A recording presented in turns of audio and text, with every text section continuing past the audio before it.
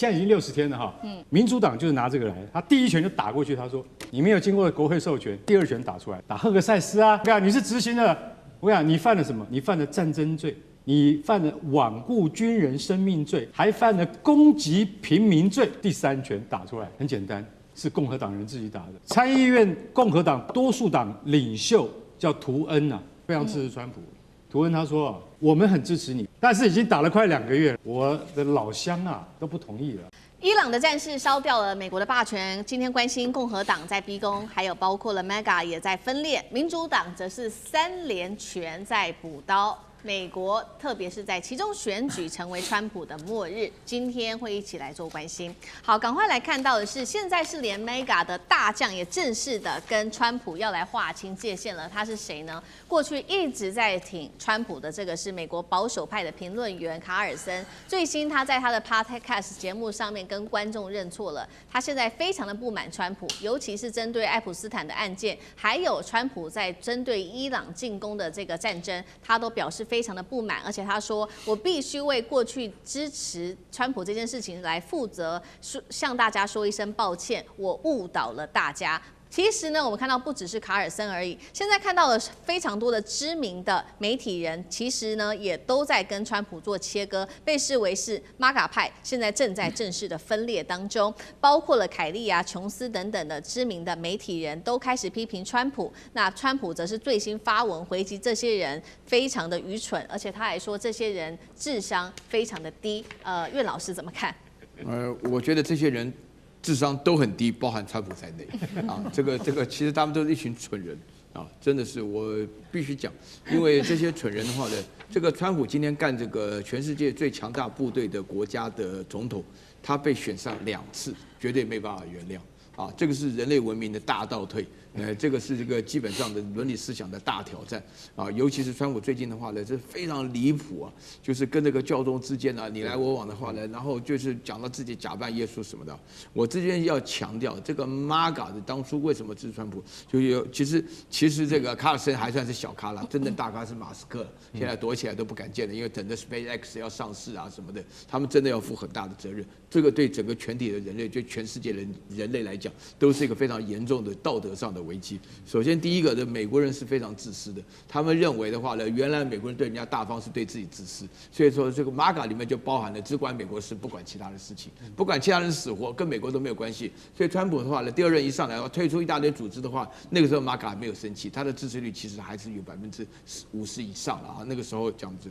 然后第2个的话呢，这个问题就来了，就是说川普本身呢，他自己一开始啊，就是强调拜登很笨，然后又撤退也不行，然后他是唯一没有打过仗的总统什么的，一直做这种广告，就是美国不但要管自己的事情，美国要强大了就不管人家事情，因为美国人都知道，美国之所以这么强大的原因，就是1次世界大战、2次世界大战，美国都知道了，绝对有把握的才出手，那时候就整个收割了。为什么美国今天有这么强大的情况下，就是因为美国在参战的过程当中，我跟你讲，我们在垫人头，为什么我们一直到底说我们抗战是8年还是14年？欧洲人只讲4年。甚至4年都不到，因为那个最辛苦的前面6年，6年加8年，或者4加4年，是我们中国人用人命贴上去的。说大家讲起来，稍微对于整个中国的历史有点感觉，但抗战历史都不忍卒睹。但是美国就是非常清楚，只要战争你不参加，等到人家打得差不多，你再一参去，你就开始收割了。所以这个大家都知道，像苏联他们能够拥有这个机会，是因为用人命垫出来的。死亡唯一死的国家是比中国还多的，就是苏联人，对不对？然后第3点的话呢，我不晓得大家有没有注意到一件事情啊，就是说我们始终啊，因为我们的文化是士农工商啊，但是川普始终打的他是商人的招牌。到现在有很多人觉得，你刚刚讲的说是谈判的力量，阿拉格写的，那川普写了个交易的艺术，哎呀，大家都觉得了不起，交易很烂，写的很烂又很薄，里面都是极限施压，逼到人家不得不接这种条件，大概都是这种原因，就按照这种搞法。但是大家对美国的文化，商人在美国的地位当中，川普的第2任，他用大家不晓得记不记得，第1任装模作样用一大堆将军当那个国务卿，对不对？结果都吵翻了，全部都 fire 了。但是到现在为止的话呢，川普用的人，什么卢特尼克啦，什么贝森特，全部是华尔街出来的人呐，对啊。这种商人执政的结果就只有短线没有长期啊。所以美国的文化当中，他们那种自私的文化啊，他们那种收割人家的文化，以及他们这种重视商人的文化，构成了 MAGA。所以呢，卡尔森我一点都不同情他啊，他原来支持川普的时候那个态度，把人家讲得一文不值。美国有什么好了不起的？美国根本就没什么文化，我当年就没去美国读书啊，就是因为我要学哲学，我如果学化工，我也留在美国了啊，就这种情况，对不对？美国有什么好得意的？我们说良心话，那你现在卡尔森讲的这种事情，讲的你包含还有你漏了一个 Green 啊，他们基本上来讲说后悔自己曾经支持过川普。你现在搞成这个样子的话呢，受害的人是我们世界的无辜的老百姓啊，伊朗被打死的人呢，3000多人，连包含了168个小女孩啊。对。好，我们看到川普的第2任期，确实现在造成的是 MAGA 内部大分裂哦。除了刚刚岳老师帮我们整理出了非常多的资讯之外，还有我们看到的是川普真的是到处开战，除了辱骂其他人之外，也跟各个国家到处开战。那包括我们提到，包括讨论了很多的伊朗啊，或者是委内瑞拉，甚至他也放话格陵兰、加拿大、古巴、哥伦比亚都威胁哦，还有最近的教宗等等。那我们来看到最新的民调，川普支持度到底如何呢？现在支持川普的人大约占36%，反对者已经高达了62%，只有26%的人认为他的脾气还算平和稳重，50%认为他的判断力正在急速的下滑，精神状态疑似出现问题吗？委员怎么看？对川普最近的表现哦，的确是让大家对他的认知能力跟精神状态开始高度的怀疑了。因为我们常常会发现，川普永远是活在另外一个平行时空，他可以自导自演、自言自语、自说自话哦，就自己活在自己的世界里头，可是跟真实世界几乎完全没有连结哦。那么这种情况其实美国过去不是没有发生过哦，就是当时威尔逊总统在这个任期的末期的时候，因为中风，然后呢，当时是白宫封锁了这个消息哦，所以那个时候重大的决策都是由第一夫人来决策的，因为他们怕这个消息公布了之后，当时正在这个一战的时候，他会怕影响后续的发展。然后到了拜登总统的末期的时候，其实外界也高度的怀疑说，他当时的这个认知能力也开始在下降。所以呢，有一些这个学者跟专家，当时在拜登政府工作的人，他们也对外说，在后期他们想要见到拜登都不是一件很容易的事情了。那么现在到了这个川普了，那当然你说川普可能身强力壮，可是毕竟我还是说岁月不饶人啊，就到了某一个年纪的时候，某种程度的风险是存在的嘛。所以其实美国现在不是只是嘴巴讲讲的，美国非常多专家都提出了他们的看法，像这个一个临床心理学家叫做 Dr. Gardner 哦，他说什么？他说呢，川普有失智症的征兆，他的发音不断的出现错误，他有恶性的自恋，然后他有逻辑的矛盾哦，他是一个临床心理学家，然后他讲了一句最传神的话，他说唯一比希特勒更危险的是一个患有失智症的美国希特勒哦，事实证明的确哦，就川普今天对全世界造成的伤害，比起希特勒也快要追上了啊。然后另外一个美国华盛顿的认知治疗中心的专家他就说了，叫做 Dr. Greenwood， 他说川普哦缺乏现实感，就跟现实完全脱离，对自己做的错事没有悔意啊，完全没有后悔，而且有这个强烈的狂躁症的趋向啊，所以他也认为他的精神状态有问题啊。然后另外一个心理学家叫 Dr. George， 这都很有名的专家，他说川普有病态固执。强迫性的重复话，一直重复在那边讲，说他胜利了，他胜利了，他胜利了。然后呢，认知感也对于现实也有问题。所以这3个是学者非常有名的认知专家跟精神学者、心理学家所做出来的分析。所以民主党现在就要求了，民主党的这个众议院的领袖要求白宫医师要对 Trump 进行认知评估，说他的认知状态有问题。那么，甚至民主党有另外一派呼声哦，这个情况如果持续恶化下去，共和党都有可能会支持，就是援引美国宪法第25条修订，第25条就是说由副总统跟内阁阁员认为总统已经不适合再领导了，叫总统下来，然后换副总统领导。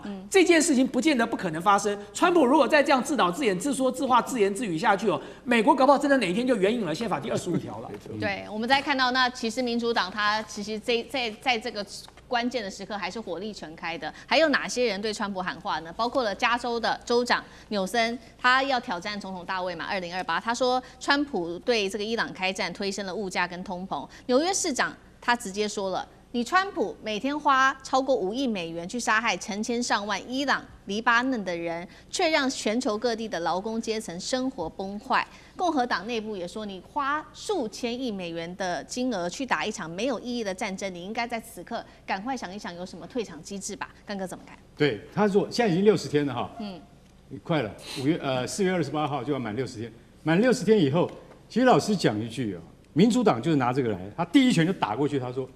我告诉你，你没有经过国会授权，你这要叫违宪，好不好？然后，但是问题是什么？问题是共和党在参议院、参众两院都是多数嘛，对不对？这个案子本来是要弹劾他的，没有成，没有成，人家第二拳打出来，打谁？打赫格塞斯啊？为什么？很简单啊，赫格塞斯，我跟你讲，你是执行的，我跟你讲，你犯了什么？你犯了战争罪，你犯了罔顾军人生命罪，还犯了攻击平民罪。啊，这些这些都是民主党人拟出来的，你知道？这个如果战争罪以下这些罪都成立的话，那赫格塞斯就吃不完兜着走。所以现在的问题就是什么？现在的问题就是第3拳打出来，很简单，是共和党人自己打的，60天了。你要告诉我你要怎么退场？如果你不退场的话，那我们坦白讲一句，参议院共和党多数党领袖。叫图恩支持川普的，非常支持川普。图恩他说我们很支持你啊，但是已经打了快2个月了，我的老乡都不同意了。我的老乡是哪里呢？南达科州的农民们，我就是那里面选出来的。选民不同意。对呀。我是南达科州选出来的。你知道我们现在那个美伊战争打到现在，美国可以说打仗打到快破产嘛？因为最新我们来看到这个数字1兆美元的战损，现在黑洞这个数字正式的曝光了，真的让美国非常的压力大。那么我们持续来看到的是，我们等一下会来关心到其他的战损，包括了现在看到的是加油机呢，可以看到上面都是满身的各种的弹孔。再来，美国的农民非常的气愤因为他们的肥料的价格已经高到不可思议了，简直就要把他们给压垮了。当然了，农民的反扑也会影响到川普的选票。现在呢，川普他着急着谈判，要赶快来解套这一场战争。今天就这些议题，我们会一起来做关心。赶快来看到是这个消息出来，美国是不是已经打仗打到快要受不了了？因为呢，川普他亲自表态的，2天之内就会可能恢复美伊的谈判了。他现在急着要谈判，范斯赶快也为他补一句话说，继续的为川普希望达成的大协议，我们要赶快来奋斗。为什么这么担心？赶快来看到到底这一场战争得让美国付出多大的代价，付上多大的成本呢？先来看美国对伊朗的战争成本，上看统计起来已经达到了1兆美元，换算新台币超过31兆新台币。光是开战前6天就花了113亿美元，每一天烧掉20亿美元的一个金额，而后续还有很多长期现在还没有办法算出来的费用，包括这些后续的重建以及军事资产的一些战损等等，简直就是天文数字。那么我们来看到伊朗呢，伊朗当然也有战损。我们看到美以这边伊朗做了评估，美以针对于伊朗的攻击造成的损失，一共是高达了2700亿美元，换算新台币8.6兆。那么光是这个伊朗每天的损失大约就是4亿美元。换句话说，打人的美国来说，花的钱是比被打的伊朗还要更多的。战争的成本之外，其实华盛顿现在也很紧张的，就是有关于前几天我们讨论了美国有非常多的武器嘛，那包括了很多的战损，像是战机啊各式的武器。战损出来，不过现在又被拍到了这一架，我们看到上面都是弹孔，这个是美军的 KC-135R 空中加油机，布满了弹孔这个急需要回到英国的基地来做维修。另外呢，为什么这个时刻布希号它平常是经过地中海的，或者是它现在呢直接是避开了红海跟曼德海峡，绕到非洲要前进到中东地区，原因是因为担心伊朗跟胡塞组织对于它的攻击吗？今天我们都会一起来做关注。先来请教干哥怎么看？美国的战损大于伊朗，而且大了非常多。这一场战争被视为说是美国亏大了吗？那川普急着说2天之内要谈判，原因又是什么？上个礼拜我们就已经在盘算美国的军费支出到底是多少。那个时候专家算出来是一个月，如果照这种打法的话，平均是100亿美金。如果你打了超过3个月的话，那你就可能会到300-400亿美金，对不对？现在哈佛的学者比尔姆斯他认为说，绝对不是这样。该打前6天花了113亿，接下来每天要烧20亿，那这样子的话，我们已经打了40天了，42得8，不就不是等于800亿了？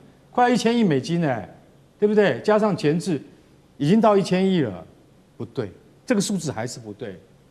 为什么？再打下去会到多少？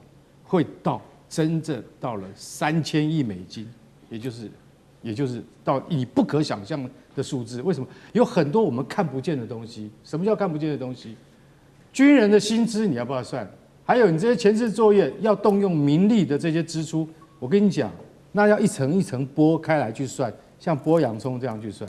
坦白讲一句，他讲的1兆是台币啊，就他1亿美金，不是，就说1兆美元，1兆美元， 31兆对不对？台币，对，啊，31兆台币，这个金额我觉得是非常合理的，而且是能够被计算出来的。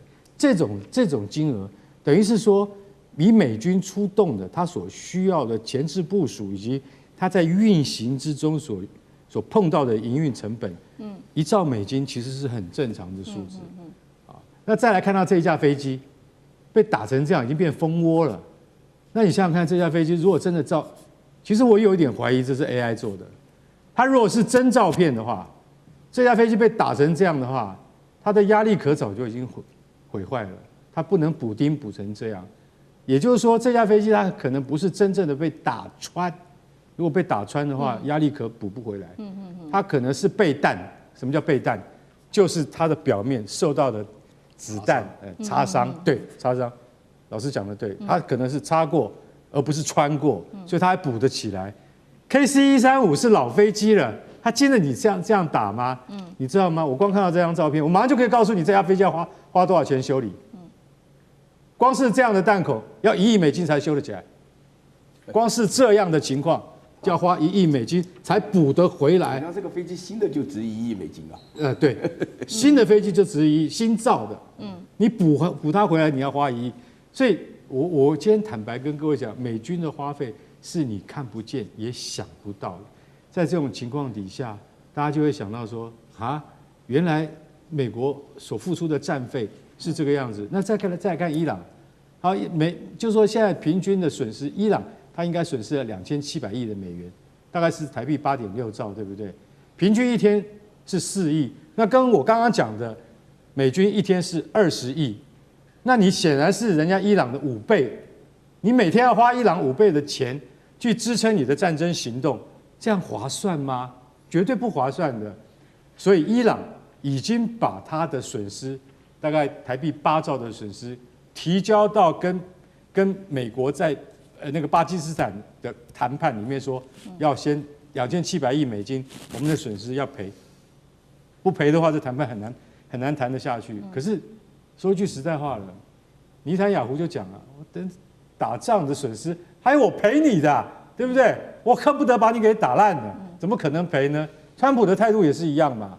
所以这个和谈是真的能够有结果吗？只是我们还是认知的这个结果是说，美军的军费要比伊朗要高得多。最先撑不住的是美国，而不是伊朗。好，美国要耗费的这个成本实在是太高了。那同样问题也特别请教张老师。那另外就是布希号，他现在要去中东嘛，但是他避开远航道，走非洲的路线，那是担心胡塞组织等等吗？那张晋老师怎么看？事实上啊，这个美国面对这个战争确实没有那么的轻松。除了战争之外啊，刚才啊这个华干兄已经讲了很多这个日后要去解决的问题。你不要忘记那个大佛、那个大雷达是整个毁了，那个要重新弄起来，300亿起跳啊，对不对？美国这一次啊，事实上，这个你今天要打架你不但能打别人，你还耐得起打。这个美国从来没有想过伊朗敢去反扑，然后打他在中东所有的基地，他的基地其实防护都没有加固，所以那真是损失惨重。所以他重建设施跟军事施展哦，那个算起来那是更是不得了。而且这次啊，他这个就是如此挥霍，大量的耗用弹药，你要补充那个这个弹药啊，我是觉得我们今天还在这边炒1.25兆我们特殊预算，美国自己把自己弹药库补满，哪有时间帮台湾去生产任何东西？对，所以呢，我们今天要光看这个角度就知道，另外一个压力啊，就是这个经济的压力。我们讲一个最简单，这个春耕夏耘，秋收冬藏，对不对？这个4、5月大豆要下种，麦子要下种，7月8月要好好长，9月10月要收，11月要投票。你想想看，它急翻天了，结果你这个时候屋漏偏逢连夜雨，肥料上涨了。对不起，肥料的时候是收成时还是春耕夏耘？这时候才是需要肥料的时刻。所以你看啊，这个屋漏偏逢连雨，什么玩意儿都要在一起。所以在这时候啊，他的所有的行动方案。我必须要讲，他当初这个战略选项在野战战略上之中，他的行动选项没有达到行动自由，没有办法让伊朗从他的意志来行动，就已经输得干干净净了。好，确实如张健老师帮我们特别看到，所以现在压力就在川普的身上，因为他面对的是这些来自于农民的压力，因为刚刚讲的嘛，这些肥料的价格飙涨，这幅度不是涨一点点而已，是涨高达40%到50%，包括这个氮肥啊，还有尿素价格等等。那农民被迫减少的施肥量是达到了1/3。川普的压力还有哪里呢？包括油价，本来呢能源部长说这个油价会回落，结果现在说上看最高甚至可能到达$170。政治上呢，川普要面对的包括来自共和党的压力，还有意大利等等保守派盟友的压力，还现在说跟这个教宗给杠上了。那范斯还警告教宗说，你不要来插手任何美国的政策啊。川普接下来怎么办？那岳老师怎么看？我先强调这个川普这个人，原来我一直说他又笨又坏，现在他是无知无耻又无能。说真的，我很少形容这个人。我跟大家强调这边川普搞的事情不是宗教冲突啦，是宗教亵渎啦。那大家因为我们这里的环境谈到有人假扮耶稣，就好像是那个唱戏的假扮玉皇大帝一样，没差啦。对不对？但是这个对于一神教的信仰来讲，那不得了，你知道吗？在台湾有人去假扮妈祖，你看他会不会被打死在街上？不是，我跟你讲就是妈祖也演过戏啦这个，但是人家这边演到的一神教的信仰，就是不能够具体化。那现在的话呢，这个无知人，所以说大家就翻出来影片就是想到叫川普开口闭口他是伟大的基督徒，教授，你可以把圣经里面的内容念一段，就五饼二鱼里面这种事情他都说不出来，他完全是假的啦。他每次在教会里面做礼拜的时候，那个样子都是闲着，好像很无聊那种感觉，脚插的什么，手上握着2张钞票，人家一来捐款就丢下去了那这个我会觉得说，你要问到说油价飙涨，他自己搞出来的，因为我请大家认清楚一件事，川普在讲说，我们不需要荷姆斯海峡我们美国油多得很。乱讲！如果不需要荷姆斯海峡，那美国的加油怎么会涨价呢？美国这个大家一听就知道嘛，这是一个逻辑推理的问题。美国本身的炼油厂大家都炼中东的油，美国长期来讲都是进口中东的油，所以中东的油本身在炼油厂是属于这种炼的。那美国现在拥有委内瑞拉油，也没听说他赚什么钱呢？委内瑞拉都是重石油，他怎么炼的，对不对？那要重新安排装备。但是你现在的话呢，战争发生这么突然，大家就不要忘了一件事情：伊朗是被侵略的。我们都忘了，我们就好两国打到乱讲是伊朗是被侵略的，伊朗好端端的还被骗，那个哈梅内耶是被骗杀的，他不是自杀，也不是他杀，他是气冲冲的准备接下来要到那个维也纳去谈判的结果，而且谈判人就是伊朗的女婿跟那个什么维特科夫，还是相当具有分量的，所以你在这种情况下。川普再强调一遍，无知无耻又无能的人，那你还要选举选什么呢？所以说现在一般来讲的话呢，大家原来洪州说句良心话，我们现在对美国不要客气了。美国选出来这个总统，他唯一真正帮助的事情就是帮助中国再次伟大。所以说我常常讲，他不叫 MAGA， 他叫 MAGA。就是 make MAGA， 就是说是 make China not America great again，他结论就这样，叫 MAGA，就是这样的情况。好，我们来继续关心川普说的这个史诗级的狂怒，这个是虚张声势吗？我们也要来看到的是美伊的战火在升级之下，现在呢，海湾国家首个国家他宣布他也要参战了，可能会来参战的就是阿联酋。那阿联酋他一旦参战了，其他的海湾国家会不会也看到他们觉得这个美国已经不可靠了，决定一起跟着阿联酋来参战呢？今天我们就这些议题会一起来做关心。好，赶快来看到的是今天最新的消息，就在美东时间4月1号，台湾时间的早上9点整，川普发表了这一场长达19分钟的全国演说。好，当然了，大家可以想象到的是，他一定又在这个演说上面不断的吹说自己做了多少事情，那有多大的一个胜利等等。他把这个他所做的这个攻击包装成一场干净利落的闪电战，并且呢，他说接下来2到3周的时间，美军会对伊朗来展开极度猛烈的打击，要把伊朗打回到过去的石器时代。川普赶快也来看到，他列出了哪一些他说都是自己所做出来的战果。首先他说，伊朗现在的海军已经灰飞烟灭了，空军也是废墟，国家领导层遭到歼灭，伊斯兰革命卫队指挥系统被瓦解，还有飞弹与无人机的能力已经大幅的削弱了。真的是这样吗？等一下我们会请来宾也来帮我们看一下他所说的战果到底达成了多少。立刻呢，我们看到路透社是直接打脸了美方哦。他说，美国其实并没有单方面的碾压，反而呢，看到的是伊斯兰革命卫队仍然持续在波湾跟以色列发动各种的攻击，以色列也针对德黑兰的政权据点持续的打击。他说，双方啊现在仍然在持续的交火，这是来自于路透社最新的一个回应。那么《华尔街日报》也立刻揭露了，说川普啊在自家社群上面说呢，伊朗的新任领导已经提出停火，但是事实上这件事情也是假的。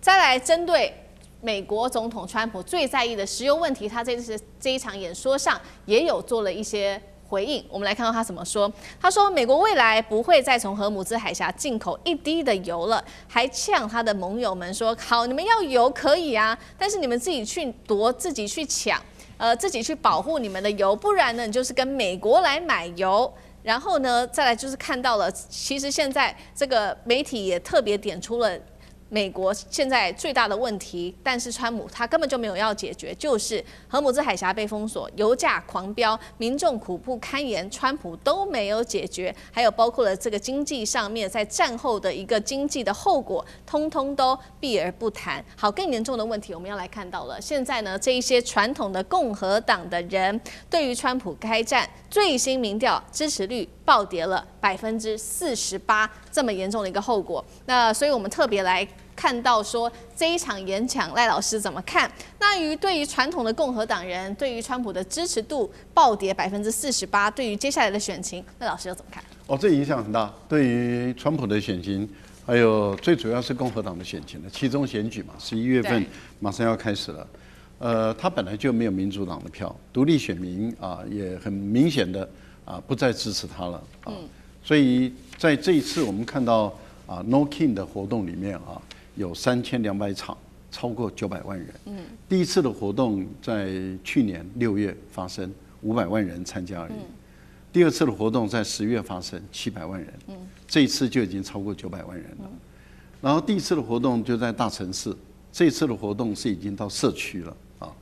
第一次的活动他们在兰州，这次的活动不但到红州，而且到摇摆州，像宾夕法尼亚这个地方都已经动了啊。过去川普在宾州里面拿到的一个小社区，他的这个选票是拿到6%，可是这次走上街头的人数不在少，这都反映出一个什么样的讯号？就是说，民主党的、独立选民的，甚至连很多的共和党人都跳起来反对。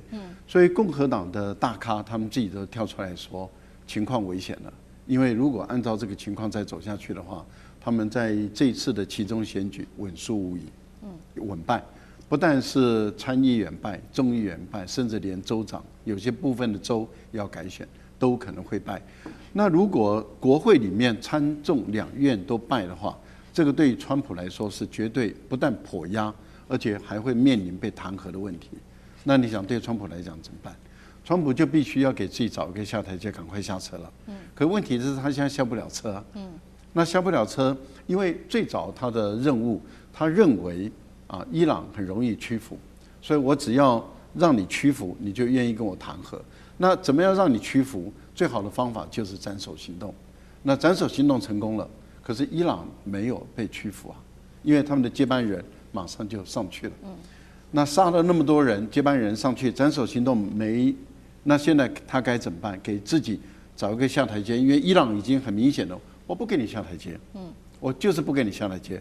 第二个，他回过头来找盟友，可不可以给我下台阶？例如说，盟友都涌在他旁边，那就是代表他战争很有正义性嘛。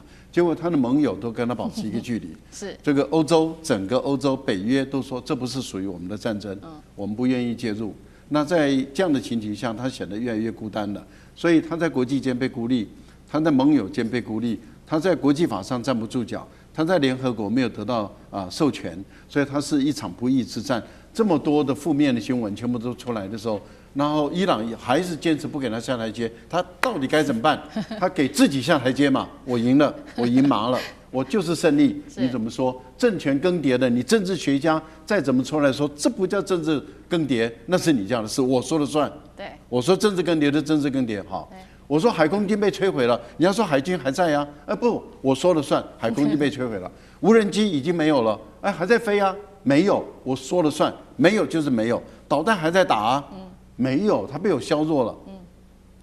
那核武呢？没有了，他现在短时间做不出来，不然你叫他打一枚看看，他就是做不出来嘛。所以他现在是绝对没有，将来也不见得会有。好，所以我全部都胜利了。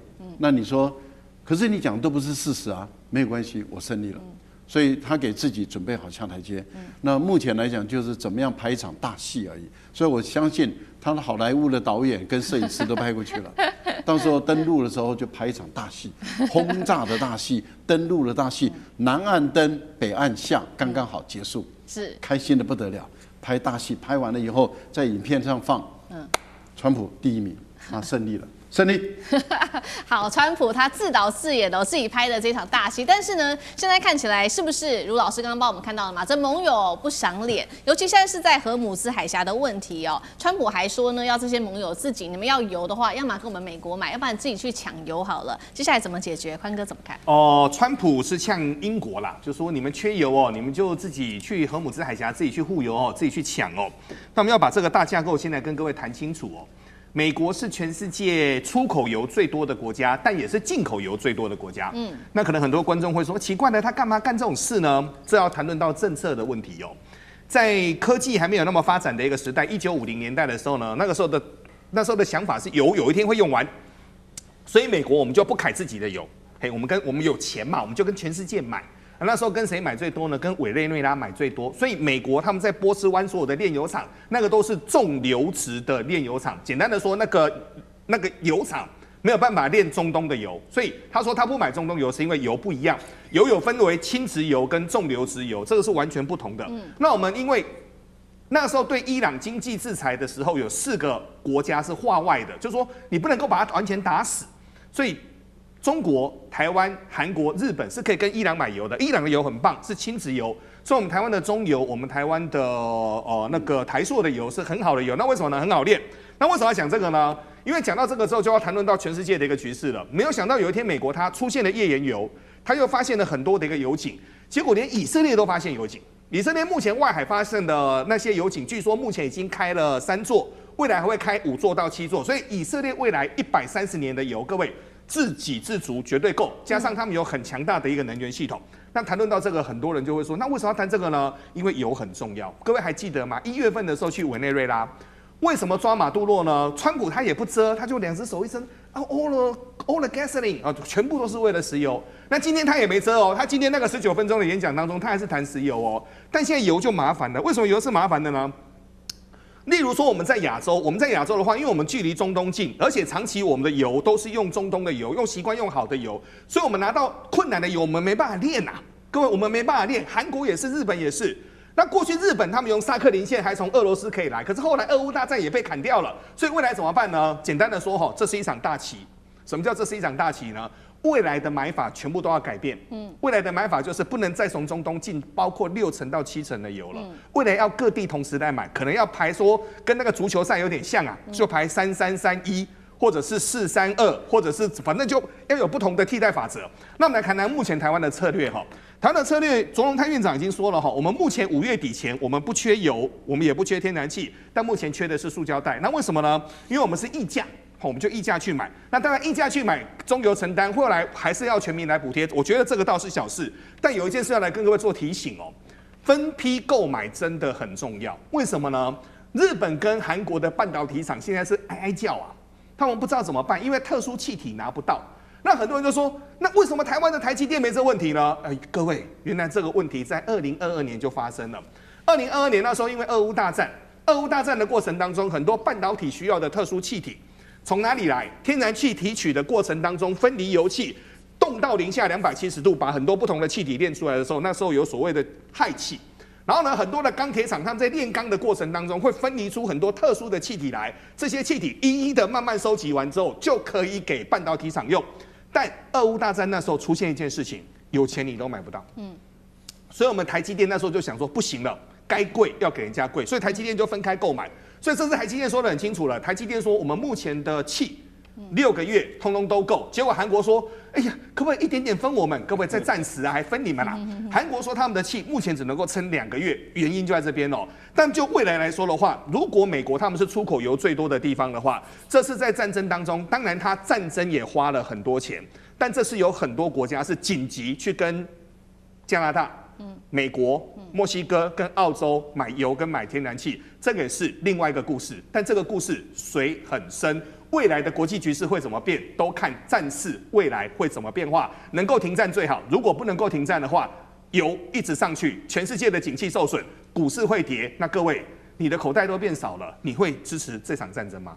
好，我们现在看起来，川普就打到现在，其实也已经不管了，就撒手，然后让这个荷姆兹海峡的问题自己去给盟友们自己去解决，自己去想办法去承担后续的风险等等。另外一方面，我们也看到的是说，这一些波湾国家一定是在这场战争里面看在眼里，他们认为说美国已经不可靠了吗？所以我们现在看到台湾的首个国家现在准备参战了。刚刚特别提到的这个国家是来自于《华尔街日报》的披露，说是阿联酋啊，接下来要协助美国了。阿联酋呢会成为第一个在遭到伊朗攻击之后正式加入参战的波湾国家。等一下请将军来帮我们盘点一下他的军力到底如何？现在根据最初步的了解，中东它这边算是最精锐的高科技军力，主打防空跟这个空军。然后呢，它有配备 F-16跟萨德系统等等，也有实战经验。重点是它的整体兵力大约是58000多人，其中陆军是最多的，等于是一个有钱又能够打的海湾国家。那其实，在它这样的消息一传出来之后，伊朗它是立刻就攻击了阿联酋，当天遭到伊朗无人机攻击，共造成11人死亡。将军怎么看？其实阿联酋这个国家哈，它土地面积大概有83000多平方公里。人口有1017万哦，可是它人口88%是外来的人哦，不是都是他们阿拉伯人哦，所以你认为这个国家它会团结吗？你再看这个名称哈，阿联酋为什么叫阿联酋？阿拉伯联合酋长共和国哈，就是很多个部落聚集在一起，我们组织一个国家，所以各部落有各部落的想法。当然，这个中东地区不只是阿联酋了，包括到科威特哈，包括到卡达这些，包括甚至于沙特，这些都是王公大爷的国家。我跟各位报告，只要有钱就不会想打仗哈。阿联酋哈，它的武器装备我大概跟各位介绍一下，非常的豪华哦，它那个阵容非常好。它除了空军来讲，它除了有 F-16的战机有77架之外哈，它还有幻象战机哈，有57架。除此之外，大家很讶异，它还有 F-35战机，还有50架，你说豪不豪华？那地面部队来讲，它的战车哦是法国这个第一线的战车哦，叫做勒克莱尔战车。除了这种战车是主力战车有390辆之外，它还有 M1 战车，也是美军都是第一线级的战车。那当然，它在这个地方海军其实海军实力也不弱了哈，所以说它的装备确实是非常的豪华。可是你要知道哈，这个，你说如果说是要打仗的话，他是完全没有作战经验。但你反观哈，这个伊朗这个国家，它从不要说以前它是波斯帝国时代，就说近代来讲的话，它刚打完这个2伊战争，它2伊战争打得非常的激烈，那到最后人海战术都打出来了哈。所以海湾国家不只是这个阿联酋哈，这个现在他出来讲说要协助美国参战，我觉得最大一个可能就是怕美国脱身走了，那没有关系，这个小弟我继续加入你的行列，继续来帮你打。这有一点像什么？你知道，就是有一只这个大狼狗带了一群吉娃娃哈，那大狼狗被打败以后，被咬伤以后，这个吉娃娃在后面帮忙这个呐喊哈，这个我来帮你打，我来帮你打。不是我瞧不起海湾这些国家，我跟各位讲哈，这个第一个我们讲这个海湾这些产油的国家，科威特，你知道那时候那一年伊拉克打他用了多少时间，就整个国家被伊拉克并吞掉嘛。大概6个小时啊，从早上出发到中午，连走路都比走路都还快。中午12点他就彻底投降了。我们讲沙烏地阿拉伯好了，沙烏地阿拉伯它的装备也非常的精良，但是它的油田经常被这个胡塞无人机攻击，最后靠谁来保护？它也是靠甚至包括我们台湾那时候都组织大漠远征队去帮他保护他的油田，他还跟中国买他的这种无人机打无人机的装备哦，叫激进狩猎者来保护他油田。所以海湾这些国家，我觉得他如果说是要这次讲说阿联酋说要帮美国打仗哈，其实是要把美国拉在这个地方，你不要走，小弟我帮你撑腰，你不要怕，我继续帮你。但是那种场面确实是，如果说看在懂得军武的这种军事的这军迷眼中哈，真的是笑话一则。